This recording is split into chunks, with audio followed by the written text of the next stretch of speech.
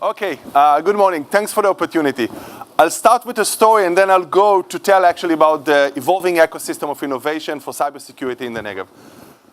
2 years back, comes to our office, two kids, they're just out of the army, they're 25 and 26 years old, they're out of the army, they're brilliant, they have no experience whatsoever, and they come to us and say, we have an idea for a new product.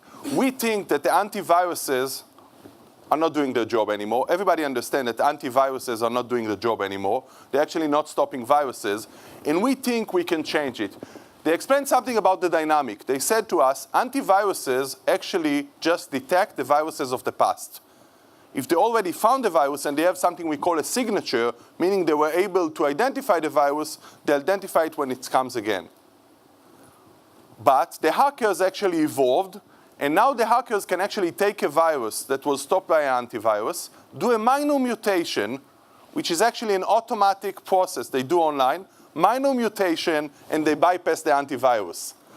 For the antivirus company now to recognize that this small mutation is the same virus would take probably 2 weeks of actually research in the lab and something of a cost of $100,000 until they actually create a new signature that would stop the mutation of the virus. For the hacker, it took 3 minutes and no cost. For the antivirus companies, it takes 2 weeks and $100,000 to stop the new virus. And once it stopped the new virus, the hacker would go do minor mutation and bypass again.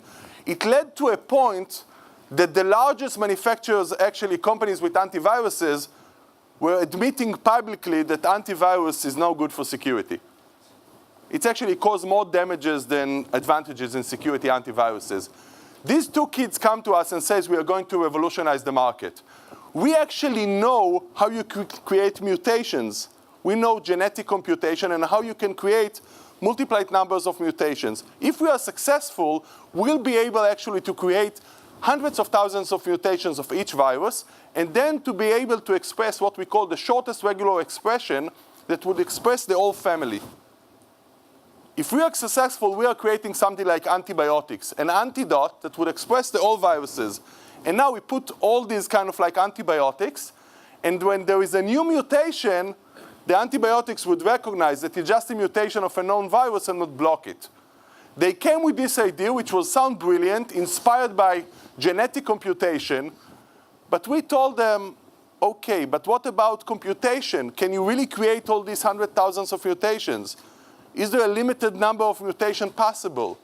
Would you be able actually to create such an antibiotics that express all of them? We were very actually critique about their model. We also went to some professors, top leading professors in Israel, asking their advice. All of them said, no, it can't work. They gave many answers why it can't work. But here comes actually the Israeli ecosystem. We said, okay, it's a brilliant idea. It's a good story, at least. I think it's a good story, genetic-inspired computer science for cyber. Why won't we put $1 million in the company? And actually, we were lucky because the chief scientist is our partner. We have an incubator in Beersheba where the chief scientist is our partner. So we went and actually convinced the chief scientist experts, let's give it a try. We put $200,000 of our own pocket. It was $700,000 from the chief scientist, which actually sponsor early stage innovation. And we took them to Beersheba, to this new hub of cybersecurity. Then we actually introduced them to some professors sitting in the lab that have viruses lab and they have actually fast computation lab, and said, try with them, work with them. They were sitting for 3 months. We were kind of like thinking with them about the business model and a good story to tell, but they were just trying with this product. 3 months later, they came back to us and they said, we want you to see something. They demonstrated how something called poison ivy, which is a Trojan horse that's in existence for 7 years, they took a variation from 2007, they created 30,000 mutations out of it, and one antibiotic that stops all the evolution of this Trojan horse for 6 years that we knew in the wild. No actually mutations of poison ivy that was out there was not blocked by the product. It was only in 3 months. You have to understand, it wasn't the product, it wasn't something you can sell, it was only a proof of concept in an algorithm. But we are a small community. After 3 months when there has this POC, we started getting delegations to our office from antivirus vendors, from multinational corporations. The Minister of Economy actually sent some delegations to our office to meet them. And they says, okay, we want to see this magic. They wanted to buy them, but we said no. They are not for sale. We were lucky that actually in Israel you can partner with investors from around the world. So we took money in a project with Siemens and Oracle, and we took money from a foreign fund, and actually we built a product around it. In less than a year, their antibiotics was actually in the Israeli electricity company, blocking sophisticated attacks that might come from people who are less liking Israel.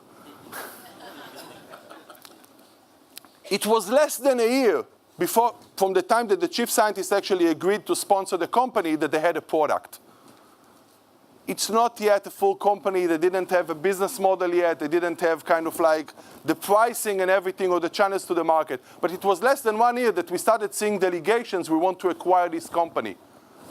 Unfortunately for JVP, I have to be honest with you, PayPal, which is eBay, came to Israel and said, what if we give you $100 million for this company?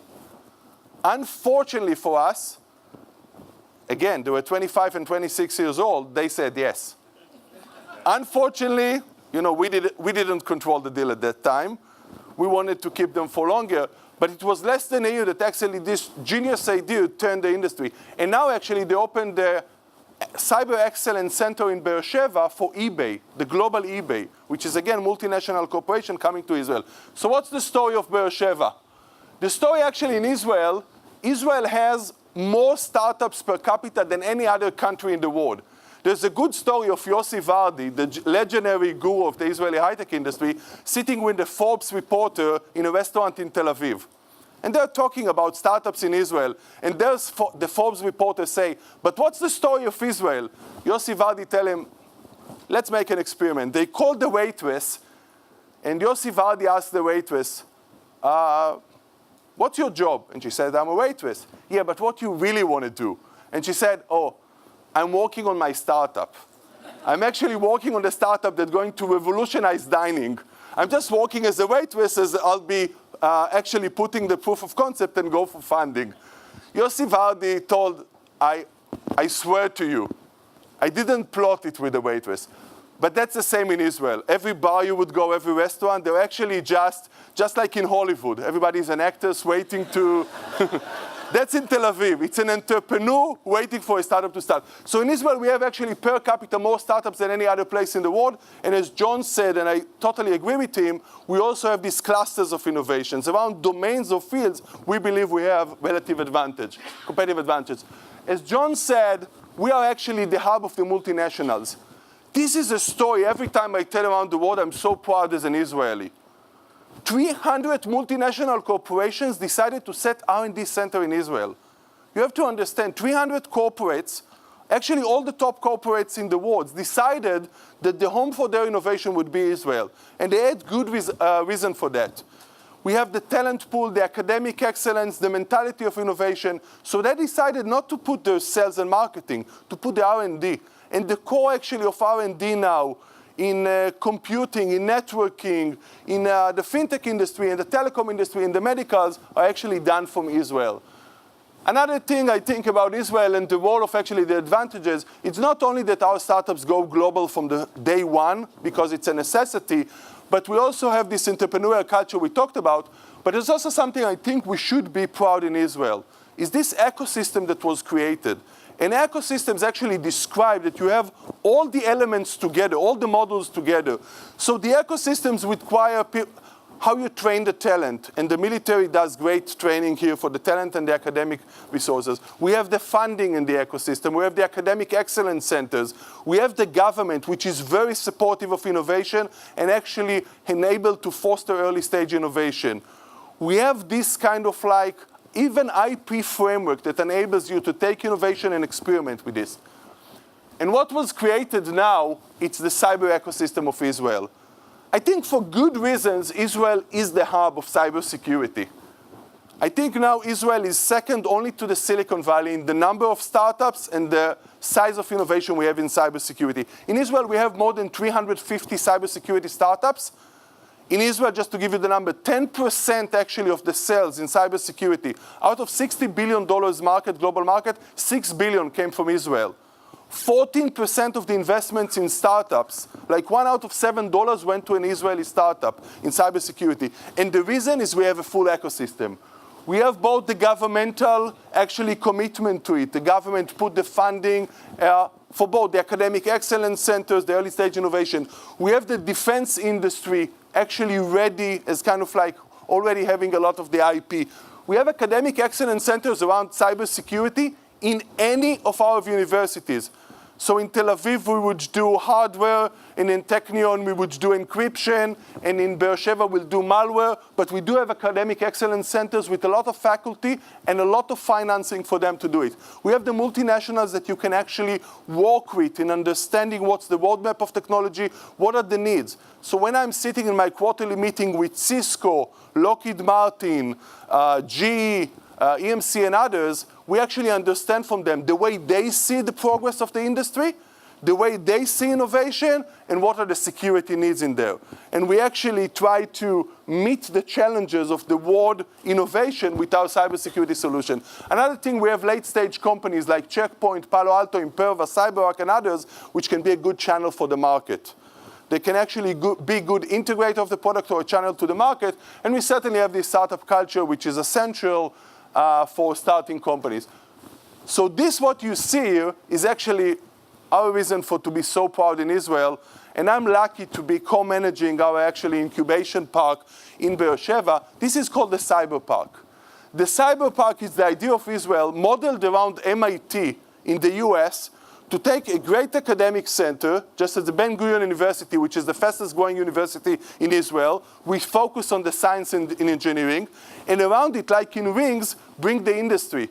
So around kind of like Ben Gurion University that you see here, developing an industrial park. And in this industrial park now you have multinational corporations setting the R&D centers around cybersecurity and big data. You have actually the army relocating their elite signal and telecom corps to the same, a little bit segregated, the IDF campus, but they are bringing actually the elite manpower in cybersecurity to the same region. We have the investors such as JVP and Elbit coming with early stage innovation. And we also have the governmental facilities like the National CERT, Incident Response, National Lab and Simulator coming all to the same compound. So you now have actually the cyber hub of the world. It's one place when you have more academics focused on cybersecurity, more professionals, more investors focusing on cybersecurity, more multinationals that are developing products with cybersecurity than any other place in the world. And that's the reason why the multinationals are all coming to Beersheba. In the last year only, I met more than 200 delegations in Beersheba. All of them actually marching to Beersheba to find their partners. So if you're an automotive like GM or Ford, you want the cyber solutions for the automotive industry. If you are in the fintech, like CBA came to us, or other actually financial institutions from around the world, you're looking for next solutions in fintech cybersecurity. If you're a telecom, you're looking how to protect the telecommunication. All of them are actually marching, or medical device manufacturer, all of them are marching to Israel, and their role is in building joint project and partnership with our startups. So just to wrap up, we try to bring in the ecosystem of Beersheba everything together. We try to bring the government, which is the CERT, the IDF, and the governmental facilities, together with the multinationals that operate in the compound, together with the excellent academic labs, and with early stage investors and startup companies. We already have 8 startup companies in the compound, our compound, and 4 in Elbit that are actually building an ecosystem of cyber innovation. I challenge you, next time you come to Israel, give me a call. We would love to host you to show you how Israel is actually building the cyber hub of the world. Thank you very much. Thanks, Nimrod. Thank you. Unbelievable. Thank you very much, Nimrod. In years gone by, disruption was just what you called it when you had a better way to skin a cat. So you'll understand my surprise when my doctor told me that he'd adopted digital disruption. Turns out it was just a code word for the 50-year-old prostate check. Same digit, same disruption. Turns out I'm an early adopter. I'd like to get John Medved now to tease out a little bit more about harnessing disruption in leading the next panel. The panel comprises Kate McKenzie from Telstra, Professor Shai Arkin from the Hebrew University, Edith Goldberg from Trendslines, and Hamish Hawthorne from the ATP Innovation. Hi.